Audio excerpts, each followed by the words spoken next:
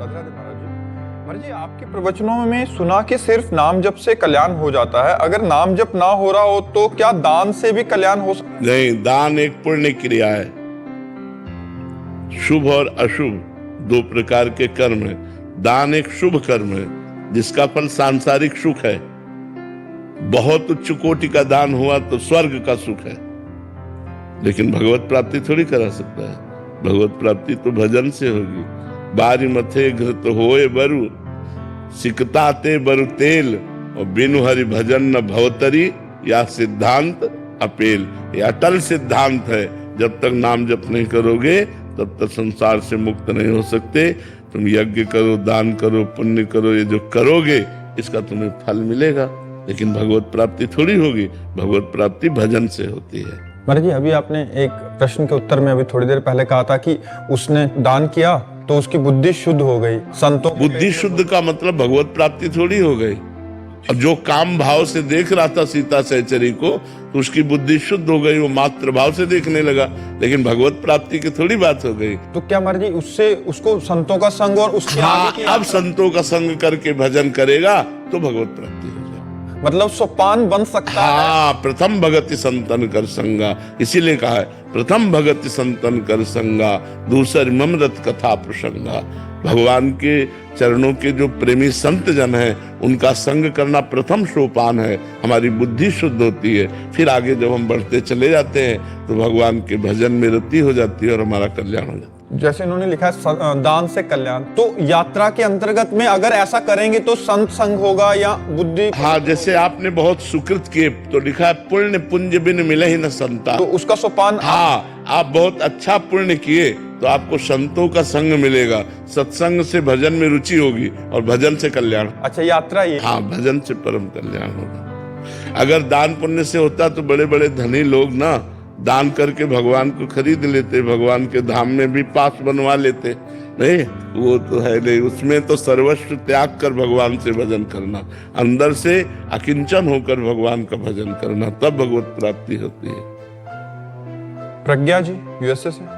राधे राधे महाराज जी।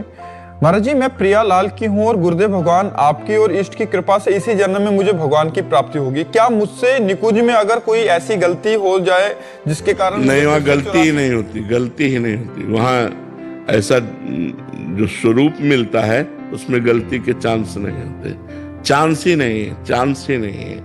मतलब गलती के चांस पांच भौतिक शरीर में है, चिदानंद शरीर में गलती के चांस, जो मान लो सहचरी वपु है, गोपी वपु है, सखा वपु है, भगवान का जो ये दिव्य वपु है, इनमें चांस ही नहीं है, गलती का कोई चांस ही नहीं है। प्रियालाल के मन मन की रुचि जान नेह विधि अनुसर है।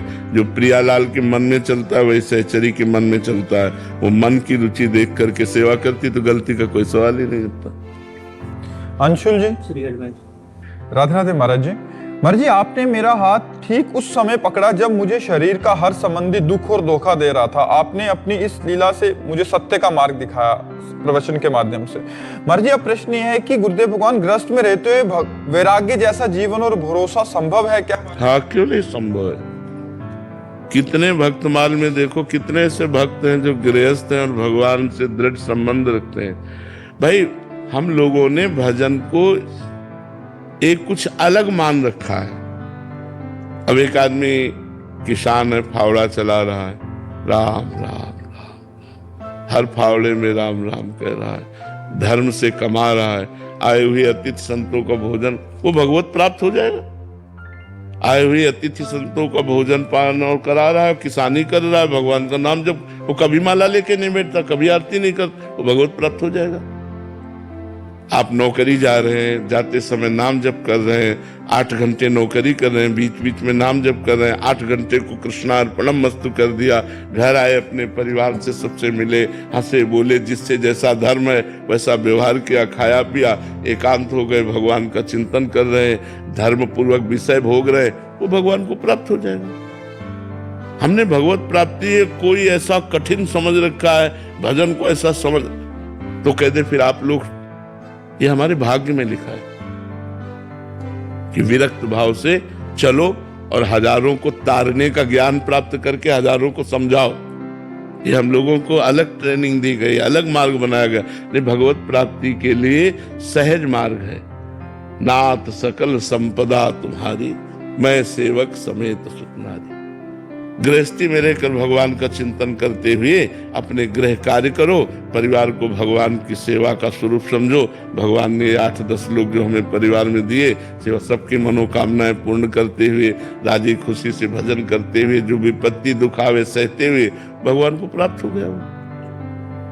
तो भगवान को प्राप्त करना कठिन नहीं है, गंदे विषयों को छोड़ना कठिन है, गंदी आदतों को छोड़ना कठिन है, जो निषेध है उनको छोड़ना कठिन है। अगर वो छोड़ दो तो गृहस्थी में आप संत हो, गृहस्थी में संत हो।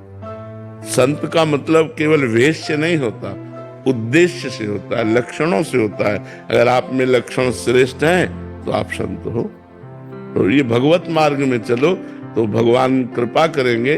कोई ऐसा नहीं है कि कपड़ा बदलने से ही काम बनता हो, ऐसा नहीं है। हाँ, आपकी अब भोगों में रुचि नहीं रही तो संसार में रहना अच्छा नहीं लगता, तो चलो वैराग्य मार्ग लेकर के एकांत में भगवान का निरंतर चिंतन करो और जगत मंगल के लिए अपना भजन दान करो।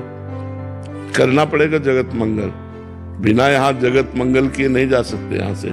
अगर ऐसे गए तो सदगति नहीं होगी, क्योंकि संसार का अन्न खाया, संसार का वस्त्र पहना, संसार में पैदा हुए तो संसार का हित करो, संसार का मंगल करो, तब जाओ यहाँ से। ऐसे थोड़ी सबकी ड्यूटी है तुम अपने हिसाब से हित करो, हम अपने हिसाब से हित करते। मान लो कोई दीपक है तो थोड़ा प्रकाश कर रहा है, कोई हाइलोजन है तो बड़ा प्रकाश कर रहा है। ऐसे जितनी क्षमता है दो को ही सही, दो को ही भगवत मार्ग में लगाओ, दो का परोपकार करो। किसी के 20 का करता है, कोई 200 करता है, कोई हजारों का करता है, तो करना पड़ेगा। चाहे गृहस्थ हो चाहे विरक्त हो, परोपकार करो और भजन करो। अब जैसे आपका सबसे बड़ा परोपकार माता पिता की सेवा, पारिवारिक जनों की सेवा, धर्म पूर्वक मेहनत से कमाना, नाम जप करना, कोई भूखा दरवाजे आ गया उसे भोजन दे देना, कभी तीर्थ यात्रा आदि गए वहां दान पुण्य कर देना, भगवान का नाम जप कर रहे हैं और ये सब कर रहे हैं, तो वो सब भगवत प्राप्ति का हेतु हो जाता है। ज्यादा मेहनत की जरूरत थोड़ी है। प्रदीप जी जोधपुर से। राधे राधे महाराज जी। महाराज जी, श्री जी की कृपा जब जीव पर होती है तो उससे क्या संकेत मिलते हैं? सबसे पहला उसे साधु समागम प्राप्त होता है, संतों का संग प्राप्त होता है। जब द्रवहि दीन दयालु राघो साधु संगति पाइए, अब मोहि भाव भरोस हनुमंता, बिनु हरि कृपा मिले नहीं संता। जब भगवान कृपा करते हैं, श्री जी कृपा करती हैं, तो अपने जनों का संग देती हैं। और जब संत संग होता है तो हमारे जीवन से दुर्व्यसन, दुराचरण इनका त्याग होता है और सतमार्ग पर हमारे कदम बड़े जोर से चल पड़ते हैं। और साधु संग की कृपा से हम भगवान को प्राप्त कर पाते हैं। तो प्रथम संकेत संत मिलन। जहां संत मिलन हो तो समझ लो अब हमारा अंतिम जन्म आने वाला है, इसलिए भगवान ने हमें सत्संग प्रदान किया, साधु संग प्रदान किया। बिना भगवान की कृपा के, श्री जी की कृपा के, रसिक जनों का संग, संत जनों का संग, भगवत प्रेमी महात्माओं का संग दुर्लभ है। यही कृपा, यहीं से जीव का आध्यात्मिक उत्थान होता है। प्रथम भगत संतन कर संगा। सबसे पहली भक्ति है संतों का संग, और ये भगवान की कृपा से प्राप्त होती है। शेखर जी सहारनपुर से। राधे राधे महाराज जी। गुरुदेव भगवान श्री जी ने हमें जितनी संपत्ति, यश, मान, सम्मान दिया है, हमें उसमें सवर संतुष्टि क्यों नहीं हो पा रही? और ज्यादा इससे कभी नहीं एकत्रित करने की इससे कभी नहीं होगी, कभी नहीं होगी, क्योंकि इसका नाम माया है। माया जो कभी तृप्त ना हो, चाहे जितना भोग लो। जैसे एक पुरुष पूरे विश्व की समस्त स्त्रियों से समस्त जौ धान्य और समस्त बैंक बैलेंस का स्वामी हो जाए तो भी उसे तृप्ति नहीं होगी। संतुष्टि कब आएगी जी? भगवान के चरणों में जब हमारा चित्त, तो देखो केवट कह रहा है, जब भगवान के चरण पखाड़ रहा है तो कर अब कछु नाथ ना चाहिए मोरे, दीन दयाल अनुग्रह तोरे, बहुत काल में कीन मंजूरी, आज दीन विधि भल सब बहुत काल से न जाने क्या क्या कर्म किए, आज विधान बन गया कि आपके चरण मिल गए, अब मुझे कुछ नहीं चाहिए। जब तक भगवान के चरण न मिलेंगे तब तक शांति नहीं।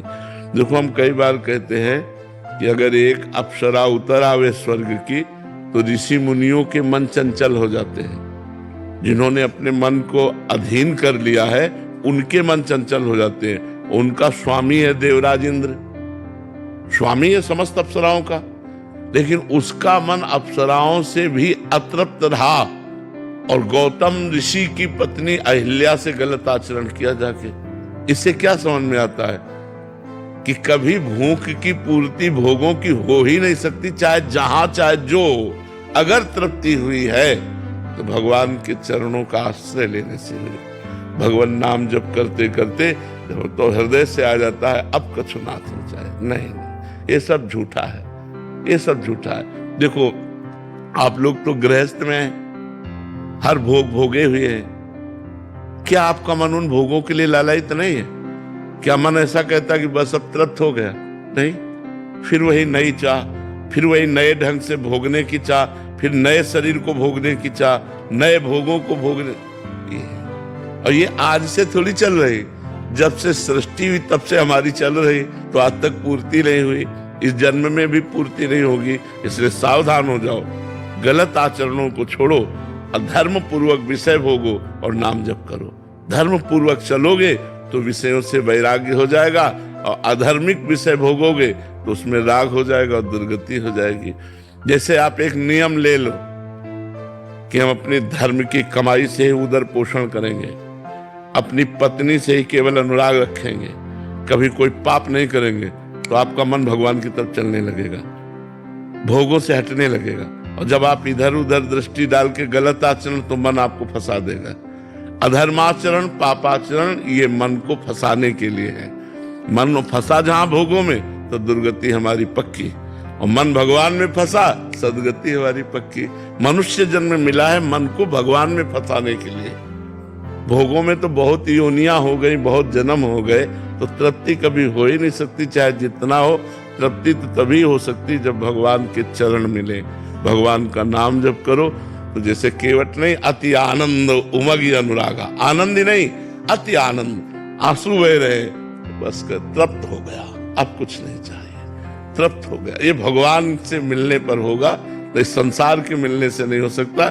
नहीं, किसी से भी पूछ लो, कभी तृप्ति नहीं है, कभी तृप्ति नहीं, कि बस ऐसा कभी नहीं हो सकता।